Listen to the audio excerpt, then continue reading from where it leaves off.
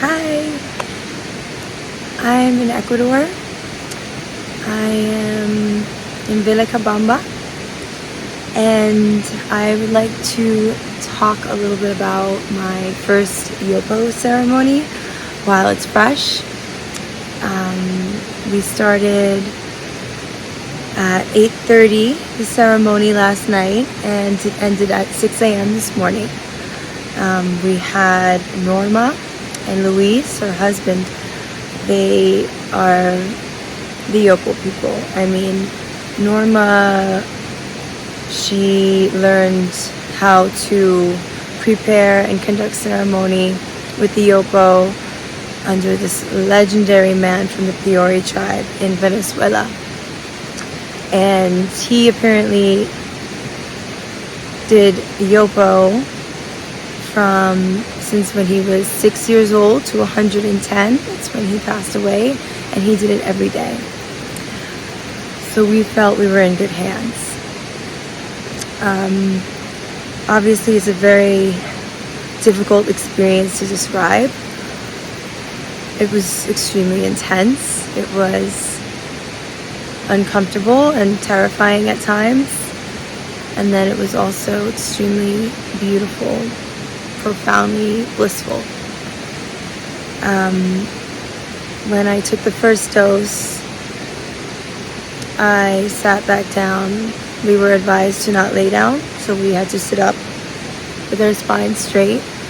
And I presume that's to have the energy, Kundalini energy, flowing from the base of your spine into your crown, to really activate the medicine. First, we passed around the ayahuasca vine that we chewed on, and that was a very difficult experience on its own, very dry, and we needed to chew on the vine to be able to suck out the juice and swallow it, and then we end up swallowing the whole vine once you get all the juice out of it. And we did that twice. It's to make for a more potent experience with the Yopo. I took the first dose of Yopo, snuffed it out of both nostrils, the amount, and sat back down. Then I closed my eyes, sitting straight up, and within 5 minutes or so, and it's very dark, I noticed the experience coming on, and I'll try best I can to describe it, but basically I felt this powerful force that I was like surrendering to, and I had that spinning feeling, extreme spinning. It was unbelievable, really. And I was still conscious, so I'm telling myself, oh my God, I'm spinning. I'm really spinning, here we go. And then the visual started. And the best way I could describe it would be like Terrence McKenna's version of the Machine Elves. So it's like just an awareness of these kind of entities, like Santa's little helpers, like just kind of popping up all over the place with the colors, and it was like they were working on like at a workshop. Can't think like candy and kids' toys, and just it was chaotic. And they just kept appearing, and also they would like be making something and then offering me the gift. But I was told that you're not allowed, or you should not accept anything that you were offered by any of these entities, because that means that they may take something from you. And then just the awareness that there's other kind of characters circling and also offering me something. It was very bizarre, and it was scary, because it wouldn't stop. It just got more and more chaotic and like nonsensical. And we were told to go into this experience not intellectually, like don't try to understand with your mind what's going on, just feel with your heart.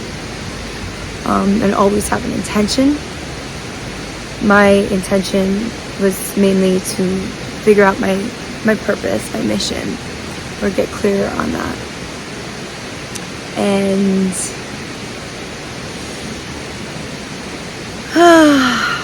my face was totally flushed. I didn't feel my hands. It was so much pressure physically, and my body was uncomfortable. It was a really intense experience, just one that you just can't escape. But I tried so hard to just be brave and stay there with my eyes closed, allowing the medicine to just pull me to where it wants me to go, no matter how terrifying that is, to just surrender to it, and lose control. The main thing that was wild, at some point I heard this, I noticed that there was just this loud buzzing sound in the background. I could hear the stream before me flowing, but even over the noise of the flowing stream was this like loud buzzing sound, like I call it the void, right? I've heard about this sound before. And I was aware there was something or someone there imparting this knowledge and wisdom upon me about how that is the reality. And then I opened my eyes a little, looked at my hands, and realized that this is the dream. And then the gratitude I felt for being in this human vessel, in this life, in this dimension, it's just such a blessing. It's such a gift. And it was just like in that moment, I don't know how long it lasted, time doesn't exist, I felt like I understood something so profound and deep about life. It was so powerful. It was almost hard to stay there and bear, because it was scary, this realization that we are, that really, like, that's what is happening, like that's the reality.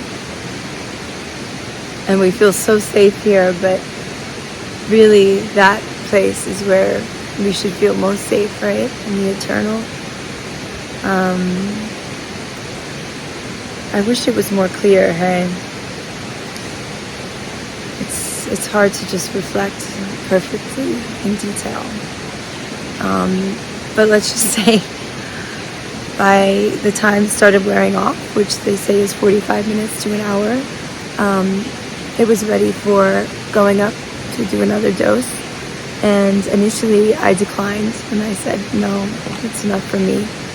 Because once the visuals and the peak wears off, you have this amazing, blissful feeling and this overwhelming sense of love, unconditional love. So it's very nurturing in that sense. You just have to go through the scary parts to get there. And I just wanted to stay there. But then I realized that this ceremony is going to be all night. And if everyone else is going deeper around me, like, why not, right? So I ended up going up for a second dose. It was small. And I actually went up for a third one. And I will say that the second and third dosages, I did not have any visuals or anything further, but the feeling, that love feeling, had deepened.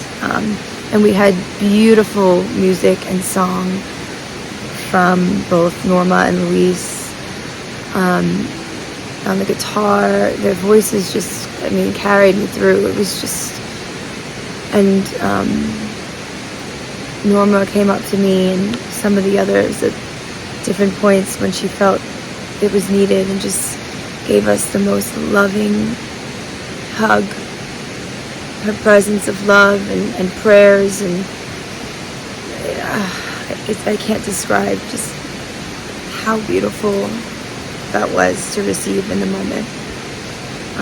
And even Luis came up to me and blew tobacco smoke around me and gave me his blessing. And I had a lot of insights about my family and how much I love them. I don't express that enough or show them enough. So within the experience, like, I just felt like I energetically hugged each one of my family members and told them how much I appreciate them and love them. And so I feel like the medicine helped me heal, open my heart, and really appreciate my relationships and strive to have better ones with them. I was so exhausted by the time it was all over. I mean, we were up, like I said, 8:30 to 6 a.m. I did throw up a little bit during the first dose when I was panicking. Yep, I purged into the bucket. But other than that, slept for 5 hours, and this morning and all day I felt so clear, and everything feels really good. I'm a big fan of Yopo, I think. No, it was truly an intense, powerful, beautiful experience I've never had in my life. Scary, but worth pushing past your fears and making it through to the other side. We have another Yopo ceremony in the daytime in a couple of days, so I'd love to also talk more about that experience and maybe make even more sense of this beautiful medicine. I recommend that anybody who feels like they need to reconnect with their heart, find some direction in their lives, and rekindle relationships, to try Yopo. I just got distracted because I forgot to mention that I started speaking in a different language at one point, which I'm not going to do on here, but I'll show that at a later date. So, thanks for listening. I'm going to ask if my best friend Kim wants to say anything about Yopo. Kim, you want to say something about Yopo? Yeah.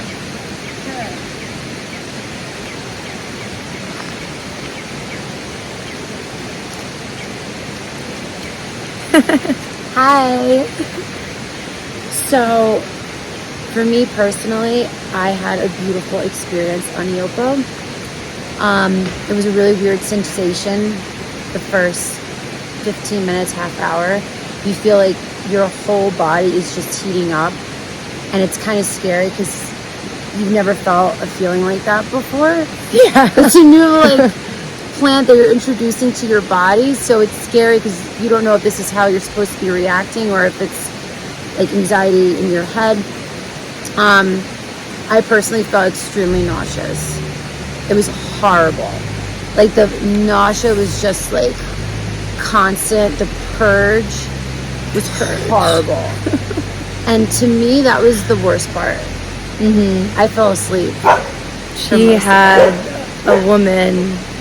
Oh yeah, in purple. And I also saw a woman in purple, so that's really weird.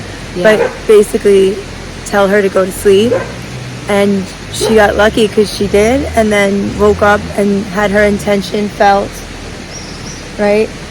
Yeah, And didn't have to deal with all the scary parts psychologically that, like, most everyone else in the group did. It was beautiful. I got really lucky. She I had just this got to woman sleep.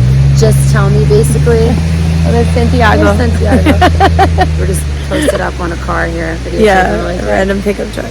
We had, I had this woman tell me basically to just let her do her work. And I felt like she had little other, like, workers helping her. And she just kind of, like, guided me, like, out the doorway and said, just go to bed, take a nap. So I did. And this happened for 3 rounds. I would take it, feel the extreme nausea, purge, and then go back to sleep. And I woke up with all this love in my heart, and all this joy, a new appreciation for life.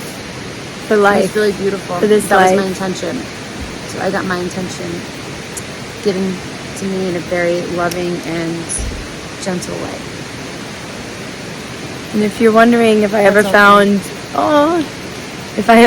thanks Kim, You're welcome. my purpose, it's funny because it came in a way that I wasn't expecting, and I'm still not quite certain.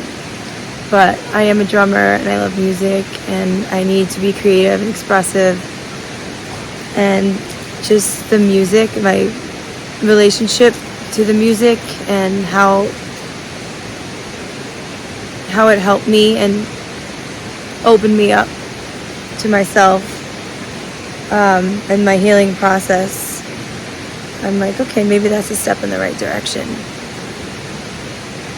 I just feel like I found my purpose when I realized that I need to be playing music, surrounded by music, and I'm gonna follow that for now. Alright, this video is going on too long because attention spans are probably getting lost. But yeah, thanks for listening, and Yopo is life-changing.